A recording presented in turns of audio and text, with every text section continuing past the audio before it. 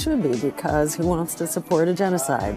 Who wants to vote for a genocide? Yeah, so what's better than that, than just like voting for a party that cannot mathematically win and has not gotten any seats, any positions of power in any reasonable way, and gets 1.1% of the vote on a good day? Like, why not just vote for that instead? Because they have no chance of winning, so they have no chance of affecting the fact that there's an ongoing genocide against the Palestinian people to begin with. It doesn't make any sense. And this is why I feel like it's in bad faith that they're weaponizing the absolute horrors of the genocide in Palestine. I don't have any factual information that would prove that they're using it in a bad faith manner, but it certainly feels like they are, and it doesn't sit right with me. Like I say, this is from someone who regrettably voted Green in a safe state in 2016 to hopefully get them to federal matching fund threshold. Like, I've been there, and I've learned a little bit more. You know, I've evolved in terms of like my understanding of the political system. It's just not, it's not great. So I have a confession to make. Unfortunately, in the 2016 election, you know, it was Hillary Clinton versus Donald Trump. Those were the two options there. And I actually decided that neither of those candidates were particularly interesting to me. I did not like Hillary Clinton for a variety of policy reasons, and I did not like Donald Trump because I believe that he is a demon sent from hell to destroy the human race. So I was like, okay, well, is there another option? You think about it, and like, oh, you hear about the Green Party. They run people. There's also the Libertarian Party. They run people for president. Seems like the Green Party is going to be more aligned with my values, generally speaking. I don't expect them to win, but maybe if they get 5% of the vote, they might get federal matching funds and therefore have more money to be able to run elections and potentially move Democrats further left through the pressure that they could put on. But that didn't end up happening. So unfortunately, in 2016, I did end up voting for Jill Stein, but I was in New Jersey, which is a safely blue state that has historically gone to the Democrat in the general. Obviously, I voted for Bernie Sanders in the primary, so I figured that was fine. If I was in a swing state, I would have just, you know, held my nose, voted for Hillary Clinton, and then gone home and thrown up in the toilet. But, you know, it's a preferable alternative, and we've seen what 4 years of Donald Trump can look like. Now, that was in 2016, and I believe in 2016, Jill Stein got like 1.6% of the vote. See, Green Party USA Wikipedia, they probably have the thing for that. Electoral results. There we go.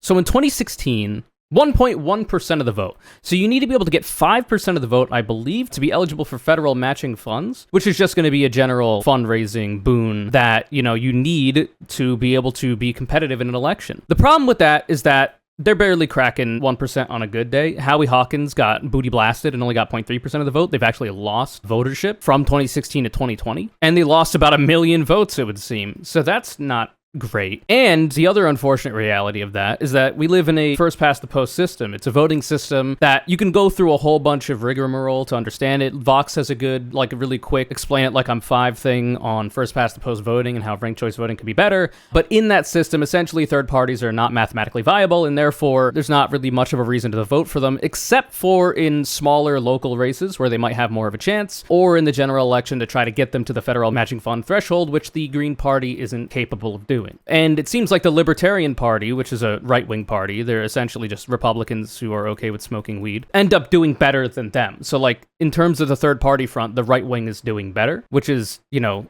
also kind of funny. So, like, it's just not generally a good idea, unfortunately. I've talked about this a million times in terms of what I think about ranked choice voting and first past the post voting and how we can make it so that we can break out of the two-party system that we currently have and move to a better system that does allow for third parties that would hopefully be able to push the major parties to a more moderate and then, in my view, left-wing direction. Because even if there was a system that allowed for third parties, I don't know that they would win, but the pressure that would be created would theoretically push members of either party to capitulate a little bit to the demands of the associated third parties that are closely ideologically aligned. So, the reason why this all comes up is because AOC recently criticized Jill Stein. She made a video on Instagram and responded to a question from a fan, I guess. Question/topic you've been afraid to ask about, ? So I guess AOC posited that question. I don't know how Instagram works. How do I tell my friends who are Jill Stein voters they are wasting their time and effort? And that's a bit of a rude way to do it. If you're talking interpersonally, you should probably not lead with the you're wasting your time, because people will get defensive. But AOC's response has caused discourse, I suppose. So let's listen to it. Let's see what's up. Because, I've talked about a lot my views on third parties. I'm interested to see what one of the rising stars in the Democratic Party has to say about it. Y'all, this is a little spicy, but I have thoughts. Couldn't be me. I never think. I just do, like a man should. I feel like I should save this for a live. I'm not coming for people who are thinking about this. I'll talk to you. I will say, by the way, just really quick, apropos of nothing, I do appreciate that AOC, like, she does feel natural in front of her own camera in ways that other politicians don't, and it's emblematic of her generation, obviously. She's a lot younger than a lot of her contemporaries, a lot of her peers in the Congress. Whenever a lot of other politicians, like, try to do this kind of candid, talking into their phone camera kind of thing, it seems like they're doing it for the purpose of trying to look authentic. But for me, at least, it seems like AOC's, like, kind of actually more, like, natural with it, and that's because she's of the generation that is used to it. Yeah, the Vine and whatnot. So that's nice. It means nothing about her, like, policy positions or whatever else. I just find that interesting. It's like a cultural touchstone, a moment in time that kind of, like, maybe forecasts the newer crop of elected officials and the generational change. Anyway. What I have a problem with. So, like, immediately off the bat, if you're offended by anything that AOC is going to say, she's specifically not talking about the voters. If you're thinking of voting Green Party, or if you have voted Green Party in the past, she's not talking to you. She's talking to what it would seem like Green Party leadership. Is the fact that if you are running for president, you are the de facto leader of your party. And so literally just Jill Stein in this case. First of all, trust me on this. I run as a third-party candidate in New York. I'm also run as a Working Families Party candidate in addition to running as a Democrat. Because trust me, I've been on record that about my criticisms of a two-party system. So this is not about that. But so, like, there you go, undercutting a whole bunch of the potential bad faith attacks that you'll get from supposed leftists who are either intentionally obtuse or just aren't very familiar with the electoral system we live within. But the Working Families Party does have a little bit of weight to throw around. And a large part of that is the fact that people who run in the Democratic Party also interface with the Working Families Party, which is a good way to utilize the fact that being a Democrat, unfortunately, is the furthest left viable position in terms of running for office. And trying to push that party further to the left, which is difficult, obviously, and you'll have no shortage of jokes to make about it, is like one of the few tangible ways you could try to slowly, centimeter by centimeter, try to make that kind of change at an infrastructural level inside the electoral system, while hopefully doing a lot more outside of the electoral system, though obviously if you're an elected politician and representative, that's kind of just in the electoral system. But when it comes to being a voter, it's a small part of what you're doing. Ideally, you know, you're doing a lot of other shit outside of the electoral system to help the people around you. But anyway. You are the leader of your party. And if you run for years and years and years and years and years in a row, and your party has not grown, and you don't add city council seats, and you don't add down ballot candidates, and you don't add state electeds, that's bad leadership. I don't think you can really argue with that. I think the arguments that I can think of about it, about the fact that the Green Party does not hold seats, doesn't hold positions of power, and only seems to be relevant, you know, and it's not entirely their fault, depending, every 4 years during the presidential cycles. Because, like, I'm sympathetic to the idea that, like, well, you know, you run for president as a third party, or you know you're not going to win, but it's a good way to get your name out there and hopefully fundraise and get people to volunteer to work with your campaign, to try to get people elected in a variety of other seats around the country under your party. Like, I'm sympathetic to that idea. It's just that it doesn't seem to bear fruit. Because if we look at the section here of seats in the Senate, House of Representatives, governorships, upper state chambers, lower state chambers, territorial governorships, territorial upper chambers and lower chambers, they ain't got shit. Now, they do have 143 other elected officials of 519,682, but I mean, it's not a lot of power at the Green Party's disposal here. And therefore, it only really seems that running for president every 4 years is kind of the only thing you're up to. And it doesn't seem to produce anything. Like we saw before in the electoral results section, the ideal currently of the Green Party is being able to get 5% of the vote in a general election so that you can be eligible for federal matching funds, so that you can use that to have a bigger war chest and use it to win elections in a variety of other ways, right? And a variety of other seats. But, like, that's not been borne out in the results at all, okay? The most historically relevant Green Party run was Ralph Nader in 2000, which, you know, in addition to butterfly ballots and the Brooks Brothers riot and a variety of other election fuckery that allowed the Republicans to steal the election through Florida, also this didn't help, I would imagine. They got 2.7% of the vote, which isn't even 5%, by the way. But that's still a fair chunk for a third party. No electoral votes, obviously. But then you go on to, you know, post Bush being elected, the Democrats being really upset with the Green Party for potentially costing them the election, which it wasn't just the Green Party, it was also a variety of election interference and fuckery from the Republicans. But, like, it's an easy target. Then you have a huge drop-off in voter participation for the Green Party. Eventually, look who it is. In 2012, this was when Obama was running for re-election against Mitt Romney. Jill Stein shows up. A new face, it would seem. 0.4% of the vote. It's a new face, but that's a 0.3% jump from previous third-party tickets, especially after the absolute terrible PR that came from the 2000 election. So then you get Jill Stein in 2016 with 1.1% of the vote, and in modern, American electoral history, that's the best performance they've had yet. Once Jill Stein became the headliner, 1.1% of the vote is the best they've gotten. So that you essentially gain 1 million votes after Jill Stein's initial run in 2016. A lot of this, by the way, it shouldn't be understated, was influenced by the fact that Hillary Clinton was horribly unpopular, not only to the American people, though she did win the popular vote, but her campaign bungled the electoral votes in a variety of ways that we've talked about in the past. It was also the fact that Bernie Sanders was a huge favorite for the left, and once he was kind of and there was a lot of, crazy shit going on in that election. It was always going to be a long shot that he was able to win the nomination in the primary anyway, but it left a lot of left-wing people, myself included, pretty disillusioned with the Democratic Party. That was one of the main reasons why, because I lived in a safe blue state, I was willing to pull the lever for Jill Stein in 2016. I was one of these 1,457,216 votes, and I regret it. Not necessarily in any kind of functional way, because it wouldn't have changed a damn thing either way, but morally speaking, I regret it because of, my experiences thus far and my understanding of the Green Party and all this kind of shit. It was more so an act of desperation after Bernie Sanders had dropped out because of a variety of the bullshit and the fact that Hillary Clinton is just a horrible fucking candidate who ended up losing to a reality TV show host, so that was embarrassing. But they blame Jill Stein for that, and I don't think that's fair. But I mean, it is what it is. I don't necessarily care about people voting for third party because I think it might cost Democrats elections. That's certainly a concern because the Democratic Party is the alternative party that is going to get power if the Republicans don't. No other party is going to do that. Mathematically speaking, our electoral system does not allow for any other party. So it is always going to be preferable in the current context that Democrats win over Republicans. That's just a fact. You cannot argue that. The alternative is allowing for a Republican Party that is hell-bent on making it so that if you thought your vote didn't count before, it definitely won't anymore. And also all kinds of suffering brought upon minority groups, right? So it's a hostage situation for the left and the broader American public that both parties benefit from, but you got to play with the cards you're dealt, unfortunately, because there's a lot of infrastructure that keeps this shit in place. And until we can change that, which Democrats would be more likely than the Republicans to try to shift the voting system to a more democratic one, it is what it is. And then you have 2020 with Howie Hawkins, who lost 1 million votes from 2016. A lot of that could be the fallout from Donald Trump winning, Hillary Clinton losing, a lot of that being blamed on the Green Party, and a lot of it being people who just did not want another Trump term, voting out of fear of another Trump term. Because the 4 years of Trump was already devastating to the American political system. Another 4 years of Republican rule, plus potentially Republican majorities in the Senate and the House, could very well jeopardize the longevity of this country. And more specifically and more importantly, the people that live in it and people around the world. They just didn't want Trump to win. So a lot of that fall off is because of that. We'll see how the 2024 election goes. I don't think that Jill Stein's going to do any better.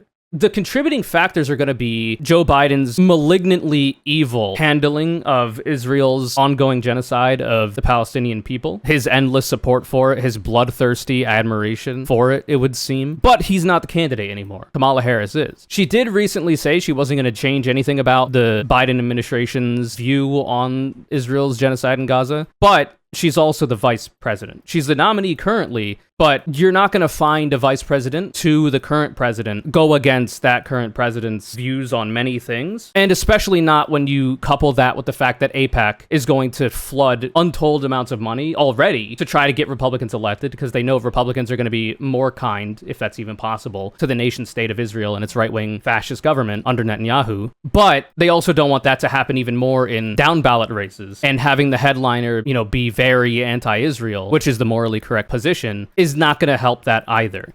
There has been, leaks coming out of the campaign and ways you could see that the likelihood of Kamala Harris having the same kind of bloodthirsty adherence to the nation state of Israel as Biden did doesn't seem as likely. And that's for a variety of reasons. For one, Biden has had a long history of being a Zionist. He's a self-proclaimed Zionist. He said it himself very recently. Kamala Harris has no such history. She is also willing to at least use words in support of the Palestinian people. You're not going to expect her to be yeah, we're going to do an arms embargo now. Or yeah, we're going to put conditions on weapon sales now, literally, when Joe Biden is no, we're not, Jack. It's just not going to happen. So you can feel some type of way about that. But it is what it is. Anyway, it's unfortunate and it sucks, and I wish it wasn't that way. But like, the Democratic Party has already been pushed by the uncommitted movement, by activists who are appalled at the Biden administration's handling of Israel's genocide in Gaza, to the point where like Kamala Harris is having to move her rhetoric at the very least, now being the nominee, but currently the vice president under the Biden administration, and that's Biden's DOJ. That's not Kamala Harris's. So there's indications that she would be marginally better on the issue, which is certainly preferable to the alternative. And there's a lot of indications that Trump would be far worse, because he literally uses Palestinian as a slur and is one of the primary reasons why tensions have gotten even worse in terms of the recent administrations. Like, I think Obama would have been better on Israel-Palestine than Biden has been. Like, because the Trump administration did so many things to entrench Israel's power and infrastructure in the region in terms of moving the embassy, et cetera, et cetera. So, like, it's not good, folks. It's not looking good either way you slice it. But the Democratic Party is the party that's going to potentially be moved. That's why whenever dumb fucks in the Democratic Party ask, like, oh, why don't the pro-Palestine protesters ever protest at Republican rallies? Why do they only do it at Democrats? It's because they understand the Democratic Party is the only party that has the potential to have political power, that they might be able to move in the direction of humanity and against the genocide. They understand that they have no hope of changing the minds of Republicans, who are already bloodthirsty evangelical Christians who literally want Israel to take over Palestine and want the removal of Palestinians as a concept, because they believe that the rapture is going to happen once the Jews re-inherit the Holy Land or whatever, and then the Christians will be raptured and the Jews will be left to die, I guess. It's a very anti-Semitic worldview, but it's also one of the major voting blocs of the Republican Party. Shocker. In my opinion, there are humanitarian efforts happening that wouldn't have happened under Trump. Yeah, because the Democratic Party is the party that has the potential for power in our current system that can potentially be moved a little bit through public pressure. The Republicans are not, which is why it is preferable to have them in power, because they're the other option. Anyway, let's get back to AOC, because Jill Stein also responded to it, apparently, which I haven't seen yet.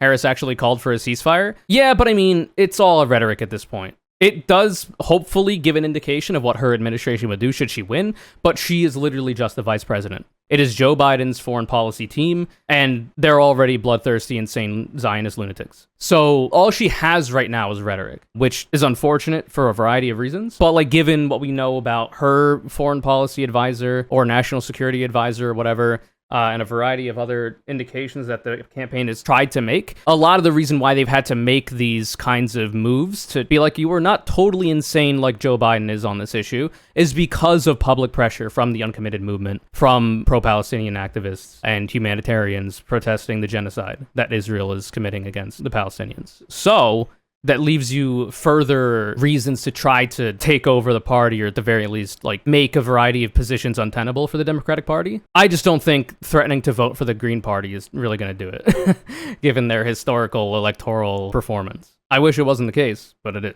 If you have been your party's nominee for 12 years in a row, 4 years ago and 4 years before that and 4 years before that, and you cannot grow your movement pretty much at all, and can't pursue any successful strategy, and all you do is show up once every 4 years to speak to people who are justifiably pissed off, but you're just showing up once every 4 years to do that, you're not serious. You're not to me, it does not read as authentic. It reads as predatory. I'm sorry. I'm just saying it. So to explain that a little bit, because I also feel that way, a lot has been made about Jill Stein's potential connections to the Russian government and her potentially being an op. The Democrats and Blue MAGA are very about pushing that line. Like, I don't know the ins and outs of all of that, but generally speaking, Jill Stein, like, outside of that angle, Jill Stein has been a very ineffective leader of the Green Party. And the facts are what they are. The fact that they have no seats in major legislative bodies, no way to push for bills, no leverage to push the Democrats with, it's a failed project. The best they did was in 2000. We're 24 years later. And they had a bit of a bump in 2016, and then they fell off a very small cliff to begin with. Abandon Harris being their tagline seems to show everything you need to know, that they're just sniping votes from Democrats. I do think that that's like a genuinely bad way to phrase like their position if they were in good faith trying to push the Democrats in any direction, because they know they're not going to win. They know that they're not going to be able to win the presidency. It's literally mathematically impossible. You would have to be delusional to think the Green Party could win.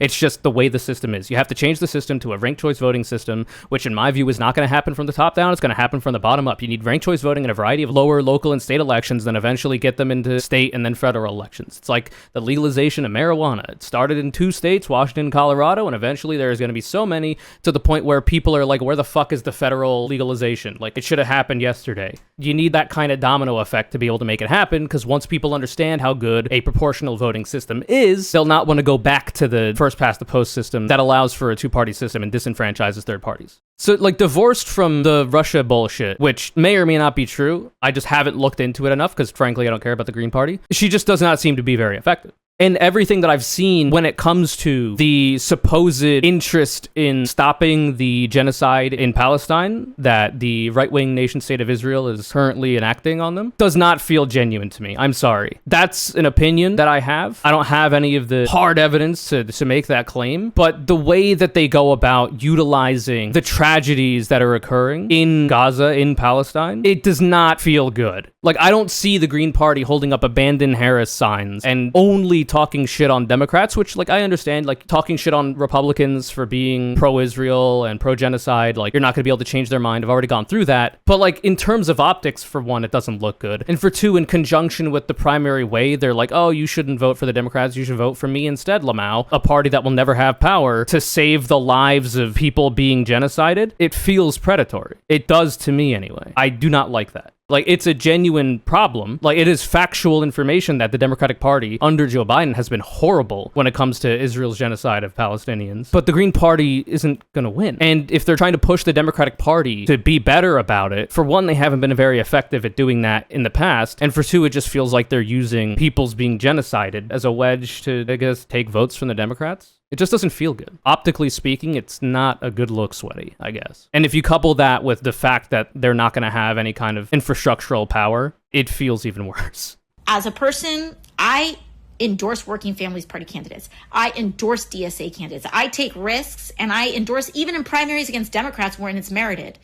What does this person do to grow power? That's a good question. The Green Party's been trying for a long time. They have not succeeded. Clearly, the Green Party does not provide benefits to the people who are spending their time, their money, and their labor on trying to make the project of the Green Party happen. It's a failure. There has to be another way. And in my view, that other way could be what the Working Families Party does, which is run Democrats, and like those politicians will also run as a Working Families Party to try to increase voter share of that and participation for those candidates, etc., that hopefully get enough momentum to eventually get lower seats on their own, all this kind of stuff, and use that party infrastructure to try to push the Democratic Party to be a better party. The other way you would do that is by advocating for a proportional voting system, or at the very least a ranked choice voting system that allows for Green parties to actually be mathematically viable, and at the very least not like spoilers that help the party that least ideologically align with you win, which currently is unfortunately what happens. Like, if you most ideologically align with the Democrats, but you align more with the Green Party, if you vote for the Green Party instead of the Democrats, which you may have voted for otherwise because you just prefer the policies of the Green Party, that takes away, unfortunately, your vote that you might have cast to the Democrats and doesn't really net you anything good, at least for the Green Party, as we've seen. And if it is the case that the Democratic Party is the one that is actually being moved a little bit by the uncommitted movement and other activists to change course on the right-wing Israeli government support, there's only so much you could do in an electoral system. Apparently, Jill Stein has responded. So let's see what's up. This was 8 hours ago. I haven't seen it yet. I had seen the AOC clip from Dr. Jill Stein. How many followers you got? 365,000. You know, you're a politician that runs for president. You only have 1 million followers yet. What are you doing? That's how you win elections, by posting on Twitter. She said, hey, all this is a little spicy, but I had, so she's making fun of the spicy thing in the beginning. I had thoughts about AOC calling me and the Green Party, quote, not authentic and predatory. So let's see what is up. Showing up once every 4 years to do that, you're not serious. You're not, to me, it does not read as authentic. It reads as predatory. Jill here. I'm about to board, but very quickly, I just wanted to thank AOC Pelosi so very much for her very authentic concern about growing green power. So the meme is AOC Pelosi. She's saying AOC is essentially Nancy Pelosi or something.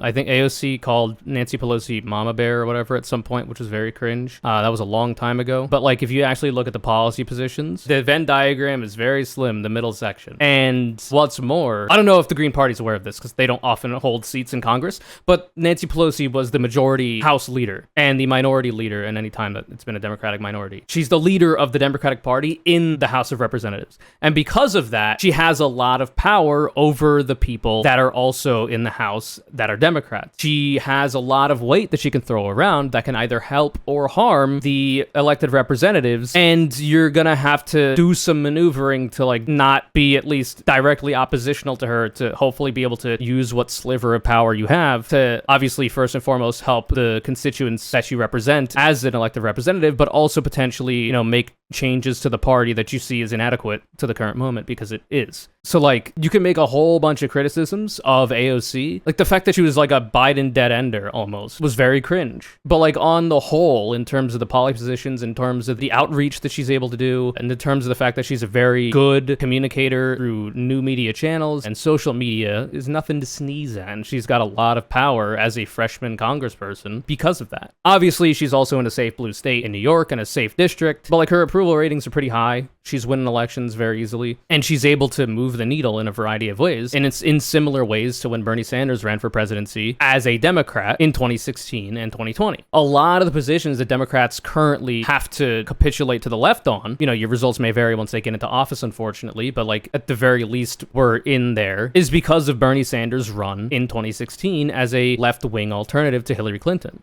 And the only reason he had the amount of impact that he did is because he ran as a Democrat. In a first-past-the-post electoral system, that's the only way you're going to have a chance of winning. He got within a hair of actually potentially winning it. If he ran as a Green Party, he would have been a footnote. But because he ran as a Democrat, and because he had a large amount of supporters underneath him that were supporting him, he was able to throw his weight around within the Biden administration and move the needle a little bit in a left-wing direction. This has been helpful in a variety of ways, economically speaking, when it comes to domestic policy. I have no doubt in my mind that his influence is part of what has made Joe Biden's National Labor Relations Board be very pro-labor, and the Biden administration be very pro-union. It definitely didn't hurt.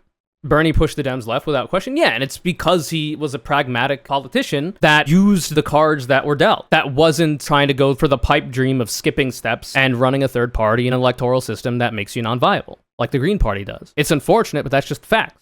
Anyway, let's see her rebuttal to the authenticity and predatory comments. Clearly, AOC is the attack dog du jour, and the Democrats are running scared, and they All right, so like we're gonna pretend that like we're actually doing something as the Green Party, and apparently she's speculating that the Democrats are sending AOC out to attack the Green Party because the Democrats are worried that the Green Party is gonna potentially take votes from them or something, even though they'll also simultaneously say that you can't say that the Green Party took votes from, say, Hillary Clinton in 2016. Pick one, I guess. It's very silly, but like as a leader of a party, you have to like bend reality sometimes to make yourself feel better, to keep up morale. I get it.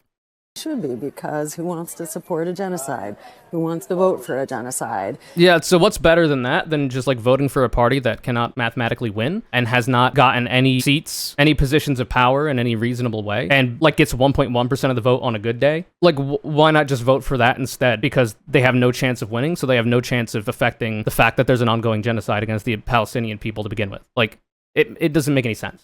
And this is why I feel like it's in bad faith that they're weaponizing like the absolute horrors of the genocide in Palestine. I don't have any factual information that would prove that they're using it in a bad faith manner, but it certainly feels like they are. And it doesn't sit right with me. And like I say, this is from someone who regrettably voted Green in a safe state in 2016 to hopefully get them to federal matching fund threshold. Like, I've been there and I've learned a little bit more. I've evolved in terms of like my understanding of the political system. It's not great. And if there's anything that's predatory here, it's saying that your candidate is working tirelessly for a ceasefire when actually they are actively funding and arming genocide and actually refusing to even consider an arms embargo, which would bring the genocide to a screeching halt. See, that would work if Joe Biden was the nominee, but he's not. I don't know if she thinks she's running against Joe Biden. She's running against Kamala Harris now. And the reason why that's relevant is, like I say, Kamala Harris currently is the nominee for president, but she's just a nominee for president. In terms of her actual political power right now, she is the vice president under the Joe Biden administration. Joe Biden is still the president. He didn't step down as the president.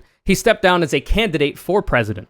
He stepped down in his re-election bid. So because of that, Joe Biden is still the commander-in-chief. His foreign policy team is still making all the decisions. This is not to say that once Harris gets in, it's going to be a 100% 180 and there's going to be an arms embargo. The best we're probably going to get is conditions on military aid and whatnot, because there's a lot of infrastructural work that needs to be done to untether the United States from the nation state of Israel. And it's not going to be done by electing a single person as president. Even if Bernie Sanders became president, hell, even if Jill Stein became president, she was not going to be able to move the machinations of our political system, our foreign policy system, our like global empire to a position where they'll be able to get an absolute arms embargo and essentially label Israel an enemy of the United States of America. It is not possible, unfortunately. As much as I wish it was, it is not possible. You would have to contend with so many different interests that would be fighting tooth and nail to prevent you from attaining power in the first place, even if you did have a shot, which Jill Stein and the Green Party doesn't, and can also be one of the reasons why a nominee for president in the Democratic Party might not be as like full-throatedly anti the nation state of Israel as you would want them to be.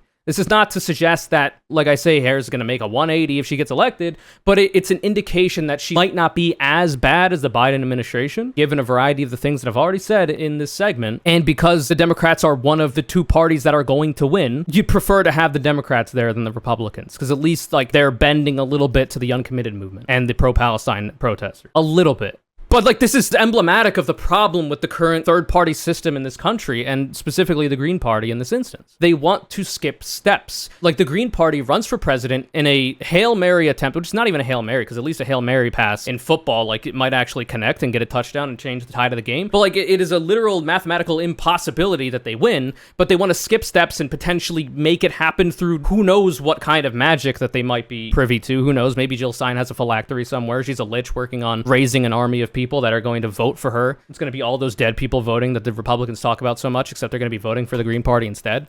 Like, it's just not how the system works. It's unfortunate, but that's just the case. And because of this, like, and I've said this a long ass time ago. There's an old tweet from me from Conure CC, third party. Let's see. Oh, there we go.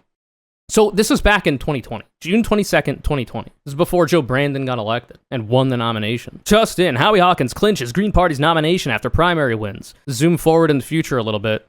Did worse than Jill Stein by relative to the Green Party's voter participation, an order of magnitude. And that's already pretty low.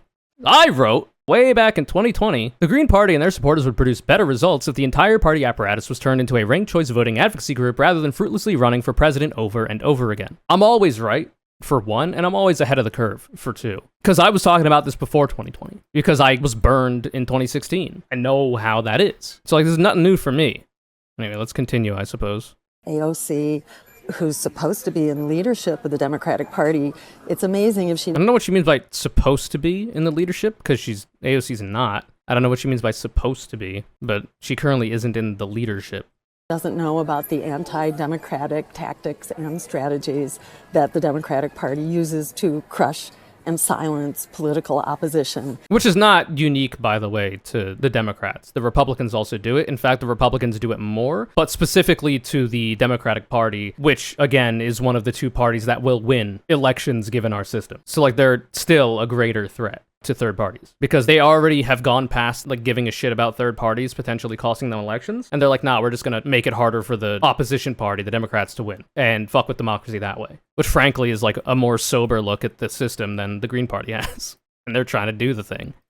An army of lawyers to throw competitors like me off the ballot. They've been hiring infiltrators and saboteurs and publicly posting. Yeah, so why not, if the system is what it is, try to be an infiltrator and saboteur within the Democratic Party, the party that can win elections? Why not do that? Why not learn from what's happening to you, ostensibly, and try to do that? Because Bernie did it, and it produced a fair amount of good results. Clearly, what you're trying isn't working. So you're either not equipped for the challenge, and the Green Party as a whole is not equipped for the challenge, or they simply don't understand how the electoral system that we have works, which you would hope they would, because they're running in it, or you are here not to win elections, not to move the needle in any way, but for your own self-aggrandizement or something like that. Because, like, it's clear, like, you're not building power in any meaningful way. And that's absent any Democratic Party influence that she's claiming is happening here. Because even without that, like, the Democratic Party barely even needs to do any of that shit. I don't know why they're wasting time on doing it. I know why, because, like, you want to tie up any ends you can to guarantee that you win, because you're a party that's running for political office and you want to. And, you know, morally speaking, having a Democrat win over a Republican is going to be better. They just lucked into that position, though, as Democrats. But, like, they barely have to waste their time on that shit because the electoral system is already rigged against third parties. It makes them mathematically non-viable. It makes it impossible for them to win. And in the ways that they could win, which is not the top of the fucking ticket, the presidential election, they have no seats in the Senate, House, governorship, lower chambers. Like, they don't have any, bro. They've got a bunch of other elected officials that aren't even, like, fit to be named. Like, you gotta do a little bit more. Like, the Working Families Party has at least one seat in the House of Representatives, and it's AOC. So, like, she's doing your job better. Job advertisements for those positions. They've been hijacking our public funding in order to keep us off the ballot, and they actually impersonated the Greens to throw us off the ballot in 22 in the Senate race for North Carolina, for example. How is that not fraud and election interference? Also, like, we can agree that it is, but, like, no, you is not a suitable defense of yourself and the accusations against you. Instead of, like, directly refuting the claims that you're not authentic and that you're predatory, you've instead been like, but look at the Democrats. It's deflection. And, you know, I could understand that it might be difficult to respond to this in an efficient way, in an effective way, but, like, this wasn't it either. What's predatory here is stealing the signature issue of the Greens. Our Green New Deal launched in 2010, appropriated by AOC as her signature issue in 2018 without. That's just funny, I think. That's just funny. I have no way of knowing if that's how AOC, you know, came up with the name, if it was influenced by the Green Party or whatever. Frankly, I don't care, because it is more effective in AOC's hands than it is in the Green Party's, because she is an elected Democrat and not a member of a party that holds no elected seats in the major chambers of the government. Like, she's doing you a favor if the association is even vaguely there. So bottom line is Americans want more choices. We are that choice. We are the one choice, which is anti-war, anti-genocide, pro-worker, climate emergency. Check us out. But, like, is it even a choice if there's no chance of you winning? And even in the seats that you might have a chance of winning, you don't have any except for a couple super inconsequential ones, which, you know, is fine. Like, these are good to have. But, like, you need a bit more than that, clearly. It doesn't make sense. The math isn't mathing, man. So, like, you're not the choice because you're not a choice, because you can't win. And that's not your fault. It's the fault of the first past the post voting system, which is an electoral system that is baked into our infrastructure as a country and requires a lot more than running for president every 4 years to undo and to reform. Like an absolute nothing video, SGL wrote, because of course it did. The Green Party loses 99% of the races it runs. Greens last won a state legislature seat in 2006. They hold 0 federal seats, 0 statewide seats, 0 state legislature seats, and 3 mayor seats. 3 of them. That's good, at least. You know, you got some mayor seats. And give you props for that, but, like, it's still a failed strategy. A waste of resources, is not building power, and it unfortunately gives people a lot of, like, hope that there might be potential for a better future if they're not aware of the way the system works, and then crushes it once, you know, you get your return on investment for voting for them, and maybe even campaigning with them, volunteering for them, donating to them, when they go from getting 1.1% of the vote on a good day to 0.3% of the vote. And, like, who knows here? It's not good. So, like, AOC, in my view, is spot on about a lot of this. Jill Tsai's response, which I've now seen for the first time in this segment, is just a bunch of no you. And, like, it is what it is, I guess. I've already explained my points. If she actually wants the Green New Deal policies, then she should be congratulating AOC, not crying that she stole the idea. Well, yeah, that's a fair point. A bit of a psychoanalysis that has no bearing. But like, even if it was, yeah, you can copy my homework, let's change a couple things to make it not obvious you copied. Like, the policy is still going through, even if your name isn't attached to them, should still be a win. Or like being part of the national conversation at the very least, should still be a win to you if you actually want there to be that kind of change. If your gripe is with the fact that you don't get credit for it, it kind of adds more evidence to the pile of like, this is just like a vanity project for you as the leader of the Greens and not really a way to build power, which is the primary argument being made to you by someone who actually does have a sliver of power. It's not great. Anyway.